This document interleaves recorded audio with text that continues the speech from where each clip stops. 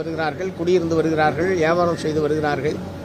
ஆனால் இனாம் நிலம் என்றாலே கோயில் நிலம் என்கிற ஒரு தவறான புரிதலில் குறிப்பாக இந்துத்துவ அமைப்புகள், RSS, இந்து முன்னணி போன்ற அமைப்புகள் இந்த நிலங்களை எல்லாம் கோயில் நிலங்கள் என்று ஒரு தவறான பிரச்சாரத்தை செய்து நீதிமன்றத்திலே வழக்குகளை தொடுத்து நீதிமன்றத்தின் மூலமாக உத்தரவுகளை பெற்று மக்களுக்கு எவ்வளவு இடையூறுகளை செய்ய முடியுமோ அவ்வளவு இடையூறுகளையும் கடந்த காலத்தில் இந்துத்துவ அமைப்புகள் செய்திருக்கிறது. இப்போதும் அப்படி பல சென்னை உயர்நீதிமன்றத்திலும் மதுரை உயர்நீதிமன்றத்திலும் பல வழக்குகள் என்பது இப்போது நிலுவையில் இருந்து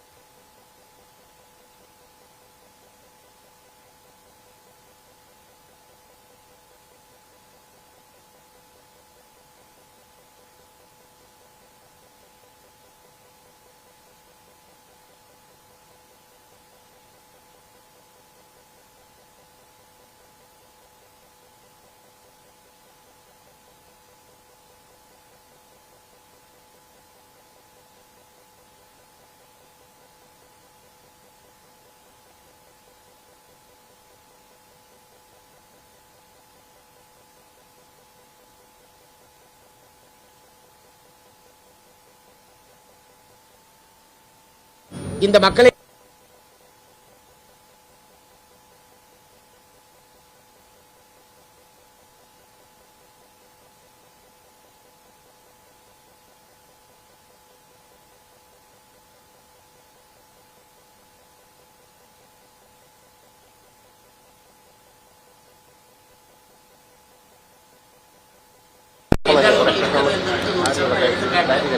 ஆகவே அவற்றையெல்லாம் முதலமைச்சரை